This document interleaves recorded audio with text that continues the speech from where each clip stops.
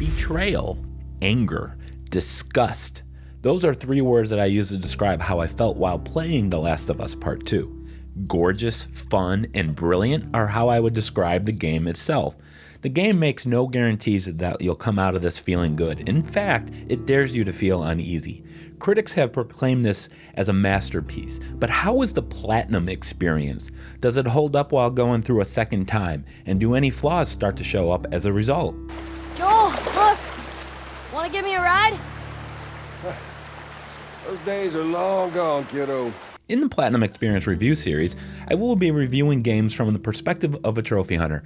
I won't just review a game up until the credits, but also the post-game experience that leads all the way to the Platinum, and then finally review the trophy list itself. After several drafts, I've decided to leave out as much spoilers as possible. Every one of them are designed to invoke a strong emotional response, from disgust to joy, and every possible emotion in between, including some new ones I've never known before. Now, how you unpack those feelings will differ greatly from one player to another. Before moving on, allow me a moment to address the leaks that occurred some time ago. If you are one of the few lucky people who've managed to still avoid them, well, I don't intend to reveal the contents of the leak, but being oblivious to them is still going to be the best. So I'll put up a spoiler tag in case you want to mute the next, I'd say 10 seconds or so. Now, the leaked image was very disappointing to learn about. I will say that if that alone has prevented you from playing the game, hear me out. As sad as that was, it takes place early on, and I was extremely happy to know that I still had 20 hours of the game left without any idea of what would eventually happen. The Last of Us Part 2 is a story about a lot of things. Some say it's a story about revenge, maybe redemption, or possibly even obsession. It could be all of those, it could also be none of those to you. It's left to your interpretation. Well, for me, this game was about forgiveness. At a certain point, the game will slowly start to ask you to forgive a new character for their actions by revealing some new backstory and showing the player, showing you, that things aren't always as simple as they first appear. The story then would continue on, and the gameplay sections actually become even more intense, and by the end, you're left with this great appreciation for how well crafted this entire story is, especially if you took the time to explore a little bit for all the little things Naughty Dog leaves around the world. Well, that's how the story would have played out for me had I chosen forgiveness. At that point, I could have written the same review everyone else wrote, but instead, I went down a road where in no possible way was I ever going to allow forgiveness to enter my cold, stone heart. It didn't matter how justified any of this was. It didn't matter that they had some really great supporting characters around them. I promise, I'm actually not alone on this. For a couple hours, I was in a very unhappy place, pouting in the corner, refusing to let go. I want to remind you that this is a game where your feelings can be vastly different than mine. There's no wrong way to feel. Now, none of that meant I disliked the game at all. It wasn't until further reflection that I realized it's because I cared so much about the world, perhaps to my detriment, too much. Certainly, I wasn't going to let emotions get in the way of one of the most fun games I've played, alongside some of the most stunning visual environments, right? Well, after all, the combat encounters are terrifyingly awesome. Your close quarter combat improvements gives you a little bit more flow to combat, not quite to the extent the Arkham games did, but it's greatly appreciated. There's new infected type and some new abilities for the older ones. It's not just the demons of the world that got more deadly, it's the humans and their canine companions. There's even a whole new faction of humans whose skin-tingling whistling made me rethink my choice of wearing quality headphones. When I finally popped the one and only story-related trophy for completing the game, I had already found all the collectibles, uploaded all the trophy guides for you guys to use on your trophy hunt. All I had left to do was jump into New Game Plus and play through approximately 70% of that game to finish off my weapon and skill upgrades. Normally, when this is all I have left, I'm excited and I immediately hop back in to complete my task, but instead, I took a full day to think about the game and attempted to come back with a clear mind and all of the context from my first run. Remember, I didn't really feel so good about this after my first run.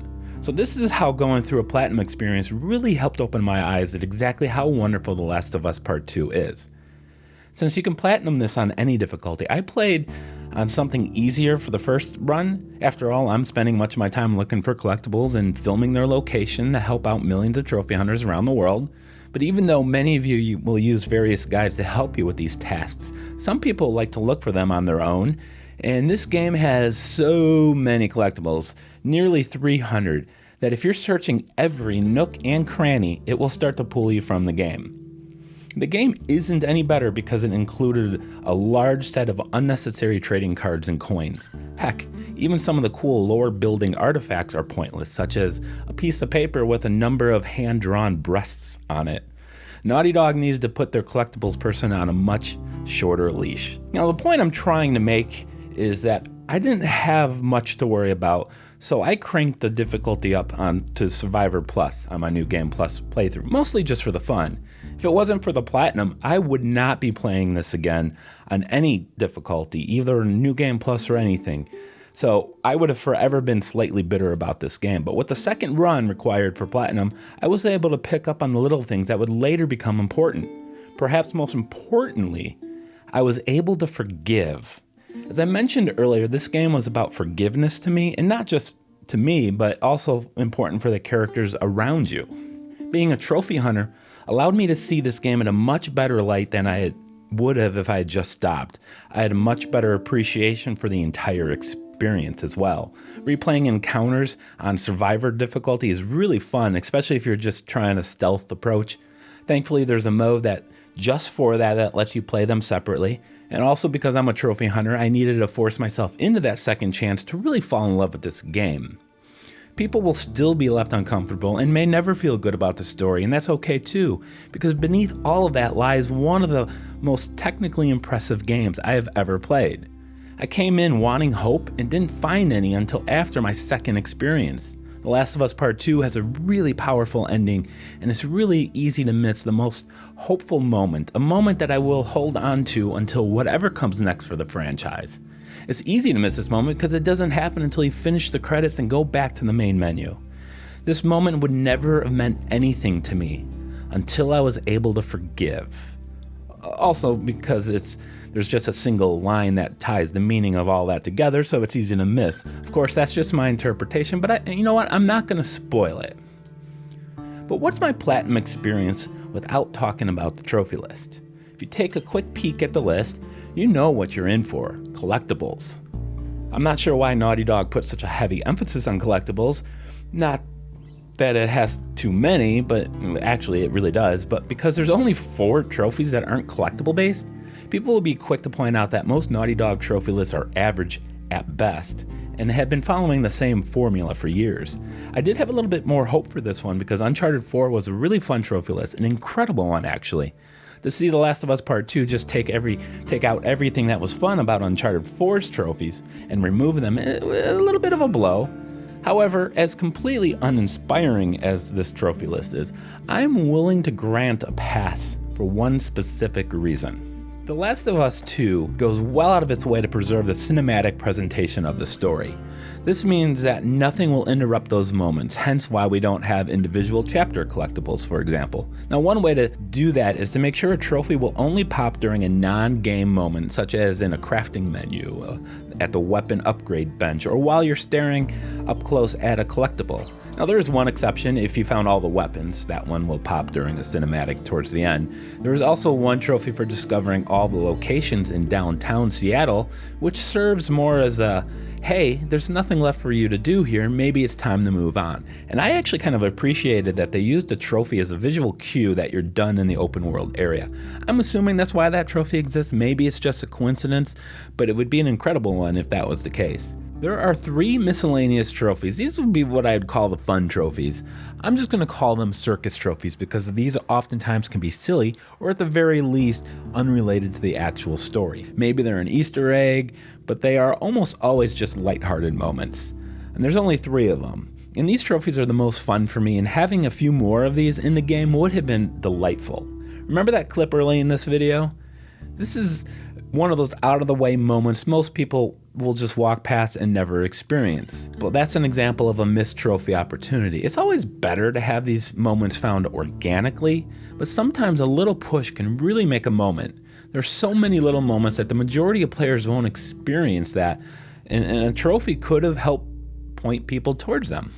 I understand that Naughty Dog has taken great strides in making this game more accessible, and they even pointed out that no trophies would be locked behind a difficulty, but I felt a little empty not having to play The Last of Us Part 2 on Survivor difficulty. Now let me be clear, I fully support accessibility options for all games, but lacking the hardest difficulty trophy is a little bit of a bummer for some people who expected it based on the studio's history.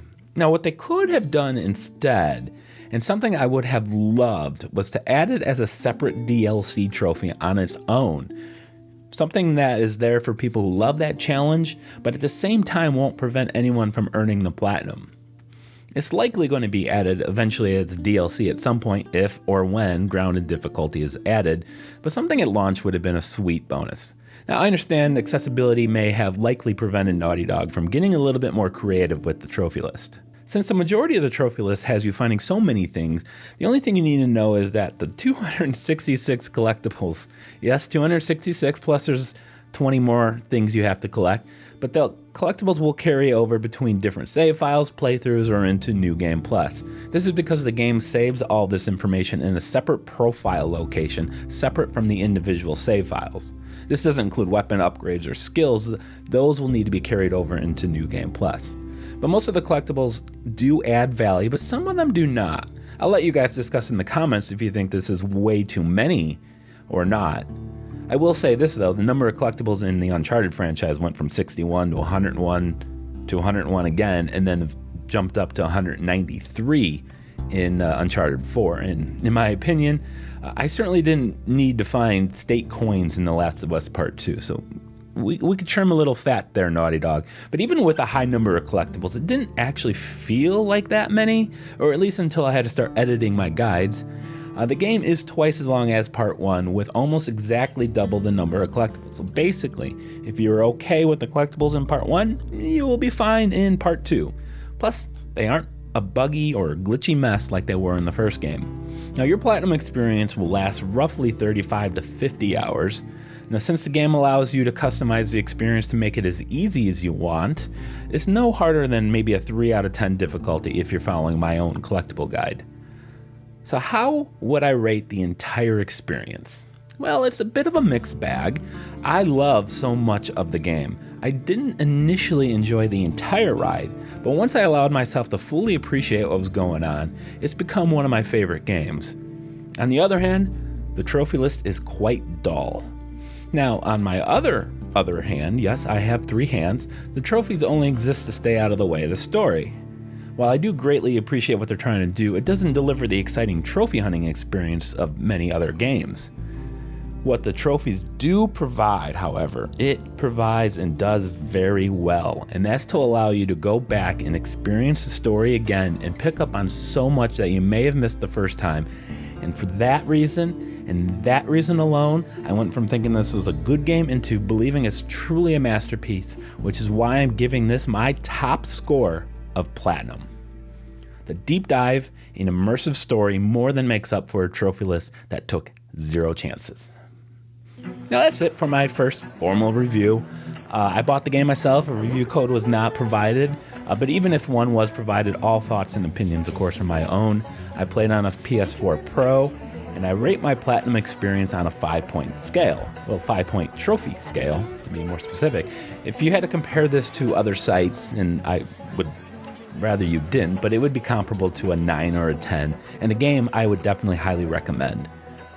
I tried keeping this spoiler free, but I can't say the same about the YouTube comment section, so feel free to let me know anyways what you thought of the game or of this review.